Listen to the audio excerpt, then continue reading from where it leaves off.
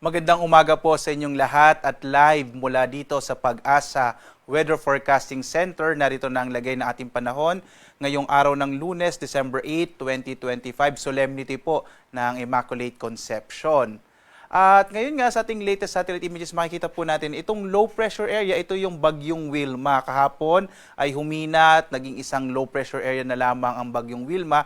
At base sa datos natin, ito pong orange, ibig sabihin medium chance na lamang or medium po yung posibilidad na ito ay maging bagyo. Kung magiging bagyo ito in the next 24 to 48 hours. Pero base po sa mga datos natin, mas malaki yung posibilidad na tuluyan pong malulusaw na itong low pressure area na ito. So patuloy po natin itong i-monitor. Samantala, patuloy pa rin ang pag-iral ng shear line at ng northeast monsoon. At ito magdadala ng mga pag-ulan sa malaking bahagi ng Luzon, lalong-lalo na dito sa may eastern section ng northern northern, central hanggang southern Luzon. Samantala po, itong low pressure area natin na huling namatan dito sa may katubigan malapit sa may bahagi ng Colasi sa Antique, inaasahan din natin magdadala ng mga pag-ulan sa Mimaropa at sa Western Visayas. Mapapansin naman natin, malaking bahagi ng Visayas at Mindanao walang masyadong kaulapan, kaya maaasahan natin or inaasahan natin na maaliwalas sa magiging panahon ngayon sa malaking bahagi ng Visayas at Mindanao, maliban na lamang sa mga localized thunderstorms.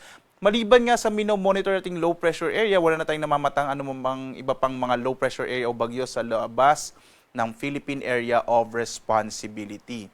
At ngayong araw nga dito sa Luzon, inaasahan po natin ang mga pag-ulan sa malaking bahagi ng silangang bahagi ng Luzon mula po sa Cagayan Valley Region, kasama yung Aurora, Quezon, gayon din itong Bicol Region at yung area ng Mindoro. Ito po ay dulot ng epekto ng shear line, gayon din itong low pressure area na ating monitor. Samantala, ang northeast monsoon o amihan ay magdadala rin ng mga pag-ulan sa malaking bahagi naman ng Central Luzon, kasama yung nalalabing bahagi ng Calabarzon, maging ang Metro Manila at Batanes. Sa malaking bahagi ng Luzon ngayon, mag-ingat pa rin sa mga posibilidad ng mga biglaang pagbaha, mga flash floods at pagguho ng lupa or landslide dulot nga ng mga pag-ulan na nararanasan natin dulot ng shear line, ng northeast monsoon at ng low pressure area. Ang malaking bahagi naman ng Ilocos Region ngayong araw ay makararanas ng mas maliwalas na panahon maliban sa mga pulupulong maihinang pag-ulan dulot ng hanging amihan. Agwat ang temperatura sa Lawag, nasa 21 to 30 degrees Celsius. Sa Baguio naman, 13 to 24 degrees Celsius. Sa Kamaynilaan, nasa 24 to 29 degrees Celsius. Sa Tagaytay, 21 to 28 degrees Celsius. Sa Tuguegarao, nasa 22 to 26 degrees Celsius. Habang sa Legazpi, nasa 24 to 28 degrees Celsius. Base sa mga datos natin, magpapatuloy yung epekto ng hanging amihan ngayong linggo. Kaya asahan natin sa malaking bahagi ng Luzon, lalong-lalo na sa Northern and Central Luzon, kasama yung Metro Manila, mas malamig na panahon yung mararanasan natin sa linggong ito. Samantala, dito naman sa Palawan, inaasahan natin ang malaking posibilidad ng mga pag-ulan. Dulot yan ng low pressure area na nandito nga sa may bahagi ng Western Visayas. Agwat ang temperatura sa Calayan Islands, 24 to 29 degrees Celsius. Sa Puerto Princesa, 25 to 32 degrees Celsius. Samantala naman, asahan natin ang mga pag-ulan sa Western Visayas dulot ng low pressure area, habang malaking bahagi ng Kabisayaan makararanas naman ng mga localized thunderstorms. Agwat ang temperatura sa Iloilo, nasa 25 to 28 degrees Celsius. Sa Cebu naman, 25 to 30 degrees Celsius, habang sa Tacloban, 25 to 31 degrees Celsius. Malaking bahagi rin ng Mindanao ay makararanas ngayon na mas maaliwalas sa panahon, bagamat posible pa rin yung mga localized thunderstorms, kadalasan sa hapon hanggang sa gabi. Agwat ang temperatura sa Zamboanga, 24 to 33 degrees Celsius. Sa Cagayan de Oro naman, 24 to 30 degrees Celsius. Habang sa Davao, 25 to 32 degrees Celsius.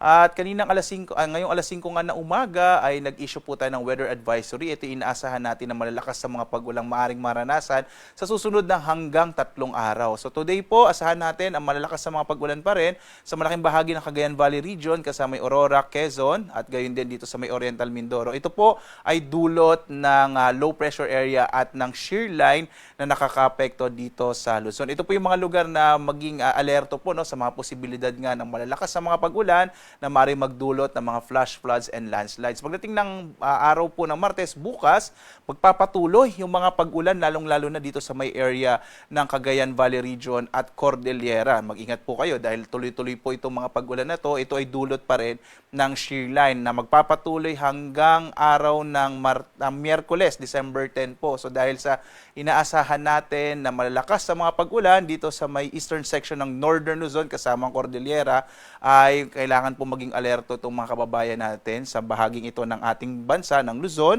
lalo't posible nga yung mga landslides and flash floods. May nakataas pa rin po tayong gale warning sa lagay ng ating karagatan, partikular na dito sa may silangang bahagi ng Northern Luzon, partikular na itong silangang baybayin ng Cagayan. Ito po yung mga lugar ng Santa Ana, Gonzaga, Lalo, Gataran, Bagao, Peña Blanca, kasama yung Babuyan Islands, itong Babuyan Island at Camiguin Island. Inaasahan natin na magiging maalon yung karagatan, kaya delikado pa rin maglayag yung mga maliit sa sasakyan pandagat at mga bangka sa mga baybayin po ng Cagayan. Sa iba pang bahagi ng Luzon, inaasahan natin yung katamtaman hanggang sa maalong lagay ng ating karagatan, habang sa nalalabing bahagi ng ating bansa, banayad hanggang sa katamtaman yung inaasahan natin na magiging kondisyon ng ating karagatan. Samantala, ang ating araw ay sisikat mamayang 6:09 ang umaga at lulubog, ganap na 5:27 ng hapon. At muli po, sundan tayo sa ating iba't ibang mga social media platforms, sa X, sa Facebook at YouTube, at sa dalawang websites ng Pag-asa. Una po yung pag-asa.doc.gov.ph at dito sa panahon.gov.ph, kung saan makikita nyo real-time at nakamapa sa ating bansa ang mga ini-issue natin ng mga weather information po, particular na mga rainfall advisories, kasama yung thunderstorm advisories, heavy rainfall warning at flood advisories sa buong bansa. Real-time po yan, kaya bumisita po kayo sa panahon.gov.ph. At live na nagbibigay update mula dito sa Pag-asa Weather Forecasting Center. Ako naman si Obet Badrina. Maghanda po tayo lagi para sa ligtas na Pilipinas. Muli po, maligayang kapistahan ng Immaculada Concepcion sa lahat ng mga Katoliko sa buong bansa. Maraming salamat po at God bless sa inyo.